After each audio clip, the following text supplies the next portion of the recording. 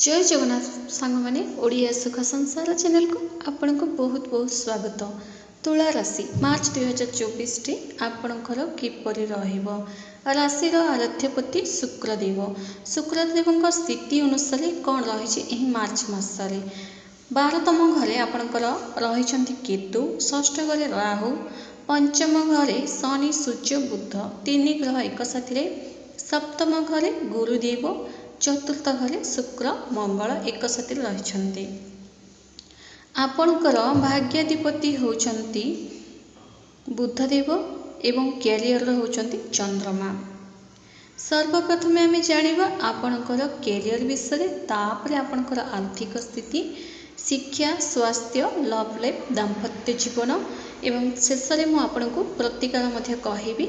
एही मार्च मासरे किछि ग्रहर अशुभ प्रभाव जदि पड़ुथिबो खंडन करने आपको प्रतिकार कहबी। से प्रतिकार जदि आपण करेंगे हुए तो मार्च मास जदि किछि अशुभ प्रभाव पड़ो ता खंडन होगाकू लगे और आपणकर इच्छाटा पूरण होगाकू लगे। आपणकर भाग्याधिपति बुधदेव। बुधदेव रही पंचम घरे। भाग्यटा आपणकर एते किछि भल नहीं मार्च मासरे, कारण बुधदेव राशि परिवर्तन करेंगे 7 मार्च रे राशि परिवर्तन करी आपणकर षष्ठ घर को जीवे। 7 मार्च जाए आपणकर जहाँ भी किछि भाग्य सह रिलेटेड काम अच्छी तो करंतु। 7 मार्च पर भाग्यर आपणकर एते किछि साथ मिलिबो नाही। खास करे आपण करितबा प्लान रे केही जणे प्लानटा को ही बर्बाद करने को चेष्टा करेंगे। आपण सांगरे रहिथिबा लोक ही आपण को हरैबा को चेष्टा करि पारंती। एवं तास जो माने बिजनेस रे क्षेत्र अच्छी तुला राशि वाले बिजनेस रे गुप्त शत्रु मध्य आपण को हैरान करि पारंती, कारण बुधदेव षष्ठ घर को जीवा एते किछि भल नाही। बिजनेस मामला रे टिके शत्रुता देखा दे पारे। किछि गोटे कथा को नहीं छोट छोट कथार पाटितुंड मध्य देखा दे पारे। तेणु जागृत एवं ता सह निज आखपाख पड़ोशी निजर रिश्ताटा भल रखु। कौन छोट छोट कथार वाद विवाद न उपजी पारे से ध्यान दी आग को बढ़ावा उचित। एवं देखंतु बिजनेसटा निजर केमिति आप बिजनेस करूचंती सेति आप ध्यान देवा उचित। निजर केते टंका खर्च होची बिजनेस रे आप केते टंका लगौचंती निजर दायित्व निजे ही नेबा उचित फ्रेंड्स, तेबे जे आप बिजनेसटा ग्रो करिवो। स्वास्थ्य विषय जानिबा। स्वास्थ्यटा आपनकर भल रही किंतु हठात आपको राग देखा दे पारे। किछि गोटे कथा को सेरा परिवार लोक कथा हुंतु कि सांगसाथी आखपाख पड़ोशी किंबा निजर जी भी हुंतु निजर प्रिय लोक मध्य हुंतु ना कहीं किछि गोटे छोट कथारे हठात आपण रागी मध्य पारंती। आ बाकी सब क्षेत्र में आपन स्वास्थ्यटा भल रही, खाली रागटा को कंट्रोल करवा निज हाथ में रहिला। शिक्षा विषय जानिबा। शनिदेव निज घरे ही अच्छंती। देखंतु जो ग्रह निज घरे रहंती से घर को शुभ फल ही प्रदान करिथांती। विद्यार्थी माने गोटे भल रिजल्ट आपन देखिया को पाइबे। विद्या आपणकर मन लगे एवं विद्या को नहीं आपणकर जहाँ भी चिंता थिला सही चिंतार आपण मुकुलिबे। विद्या जनित समस्या आपणकर किछि भी नहीं। जो माने विद्या रे दुर्बल थिले ना कहीं फ्रेंड्स तुला राशि वाले पाठ पढ़ारे मन लागु नथिला, एकदम जीरो रिजल्ट जो आसुला, किंतु ये जो 2024 गोटे भल ना रखिबे और विद्या रे आगेबे। विद्यार्थी माने आपणक पई गोटे भल रहिछि। तेणु निश्चित भाव में आपणकर अल्प परिश्रम आप गोटे भल रिजल्ट देखा पाइबे। लव रिलेशनशिप विषय जानिबा। देखंतु लवटा शुक्रदेव मार्च मास पंचम घर को आसीबे। शुक्र शनि ए दुई ग्रह आपण को लव रिलेशनशिप रे कहीं जदि थर्ड पर्सन कहीं जदि आपन लव रिलेशनशिप रे थर्ड पर्सन आसी थर्ड पर्सन आपे आपे पलैबे। आपे आपे एमती आपको लगे कि आपण लवमेट आपन को ही भल पाँच। आपन को बहुत सारा फोन करेंगे, मेसेज करेंगे, दुई जन बुलाबुली कर प्लान करेंगे, शॉपिंग हम बहुत बढ़िया रही। हुए तो आप विवाह बंधन में बांधि हो पारती। यही मार्च मासटी लव रिलेशनशिप बढ़िया रही। ଆପଣଙ୍କର ଯଦି କେହି ପୁରୁଣା କ୍ରସ୍ ଆପଣଙ୍କର ସେଟା ସ୍କୁଲମେଟ୍ କଲେଜମେଟ୍ ଯିଏ ବି ଆପଣ ଚାହୁଁଥିଲେ ତାଙ୍କ ସହିତ ମିଶିବା ପାଇଁ ସେହି ପର୍ସନ୍ ମାଧ୍ୟମରେ ଆପଣଙ୍କୁ କିଛି ମେସେଜ୍ କିମ୍ବା କଲ୍ ମଧ୍ୟ ଆସିପାରେ। ତେଣୁ ଆପଣଙ୍କ ପାଇଁ ମାର୍ଚ୍ଚ ମାସଟି ଲଭ୍ ରିଲେସନସିପ୍ରେ ବହୁତ ବଢ଼ିଆ ରହିଛି। ଦାମ୍ପତ୍ୟ ବିଷୟରେ ଜାଣିବା।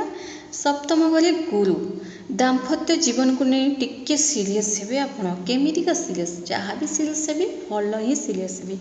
ନିଜର ସନ୍ତାନ ପାଇଁ ଆପଣ ଚିନ୍ତା କରିବେ। କେମିତି ଆମର ସାଂସାରିକ ଜୀବନ ଆଗକୁ ବଢ଼ିବେ ବୋଲି ଚିନ୍ତା କରିବେ। ଯଦି ଆପଣଙ୍କ କୋଳରେ ଏପର୍ଯ୍ୟନ୍ତ ସନ୍ତାନ ନାହିଁ ତ ନିଶ୍ଚିତ ଭାବରେ ଆପଣ ଟ୍ରିଟମେଣ୍ଟ କରିବାକୁ ଲାଗିବେ ସନ୍ତାନ ପାଇଁ। ବହୁତ ବଢ଼ିଆ ରହିଛି। ଆପଣଙ୍କର ଛୋଟିଆ ଟ୍ରିଟମେଣ୍ଟରେ ମଧ୍ୟ ଆପଣଙ୍କୁ ସନ୍ତାନ ସୁଖଟା ମିଳିବ ଫ୍ରେଣ୍ଡସ୍। କାରଣ ଶନିଦେବ ଗୋଟେ ଭଲ ସ୍ଥିତିରେ ରହିଛନ୍ତି। ଚାରିଆଡ଼ୁ ଆପଣଙ୍କୁ ସଫଳତା ମିଳିବ। ଟିକେ ଯଦି ବିଜନେସ୍ରେ ହିଁ ଟିକେ ଆପଣଙ୍କୁ ଗଡ଼ବଡ଼ ଦେଖାଯିବ, ବାକି ସବୁରେ ଆପଣଙ୍କ ଭଲ ରହିଛି। ଏବଂ ତୁଳା ରାଶି ଭଳି ଏହି ମାସରେ ଗୋଟେ କଥା ଜାଣି ରଖନ୍ତୁ, କିଛି ଲୋକ ଆପଣଙ୍କୁ ଜେଲସ୍ ମଧ୍ୟ କରିପାରନ୍ତି। ଆପଣ ପ୍ଲାନ୍ କରିଥିବେ, ହେବ ହିଁ ନାହିଁ ସେ ପ୍ଲାନ୍, କାର୍ଯ୍ୟରେ ବିଳମ୍ବ ହେବ। ତା ସହ ଏମିତିଆ ଲୋକ ଆପଣଙ୍କର ଆଖପାଖରେ ଥିବେ ଯେଉଁଟାକି ଆମେ ନେଗେଟିଭ୍ କହିଥାଉ। ନେଗେଟିଭ୍ ଏନର୍ଜି ଯେଉଁ କହିଥାଉ, ସେମିତିକା ଲୋକ ଆପଣଙ୍କ ଆଖପାଖରେ ମଧ୍ୟ ଦେଖାଦେଇପାରନ୍ତି। କିଛି ପଦେ ପାଟି ନ ଖୋଲିକି ମଧ୍ୟ ଆପଣଙ୍କୁ ଦେଖିଲେ ଚିଡ଼ଚିଡ଼ ମଧ୍ୟ ହୋଇପାରନ୍ତି। ଆପଣଙ୍କୁ ଦେଖିଲେ ରାଗ ମଧ୍ୟ କରିପାରନ୍ତି। ଆପଣଙ୍କୁ କଞ୍ଜୁସ୍ ମଧ୍ୟ କହିପାରନ୍ତି।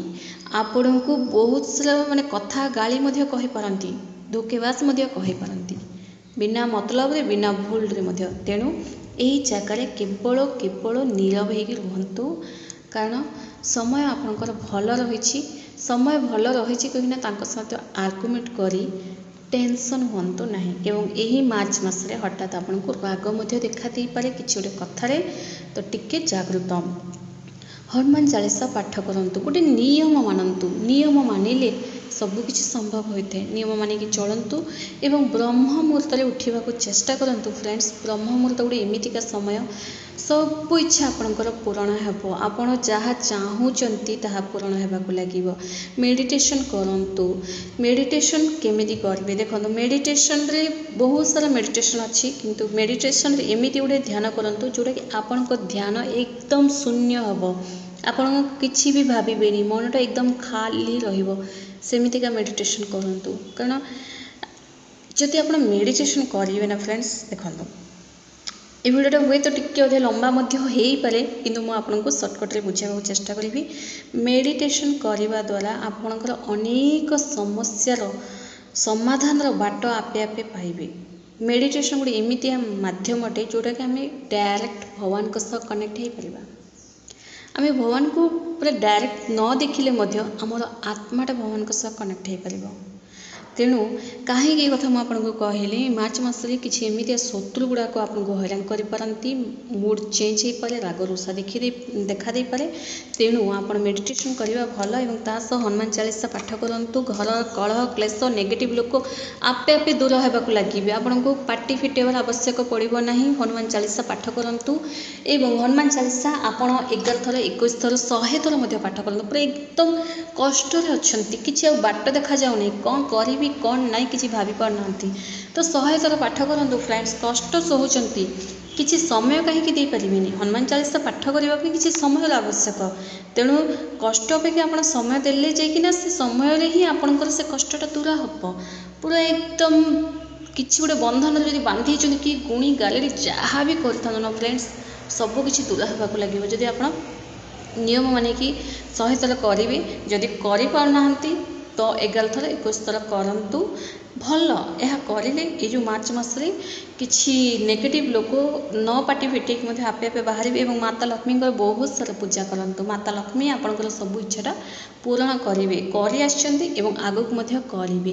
ଏବଂ ଯେଉଁମାନେ ଫିଲ୍ମ ଦୁନିଆରେ ଅଛନ୍ତି, ଇଣ୍ଡଷ୍ଟ୍ରିରେ ଅଛନ୍ତି, ତାଙ୍କ ପାଇଁ ମଧ୍ୟ ଏ ମାର୍ଚ୍ଚ ମାସରେ ଏହି ପ୍ରତିକାର ନିଶ୍ଚିତ ଭାବରେ କରନ୍ତୁ, ସକ୍ସେସ୍ ପାଇବେ। ଧନ୍ୟବାଦ।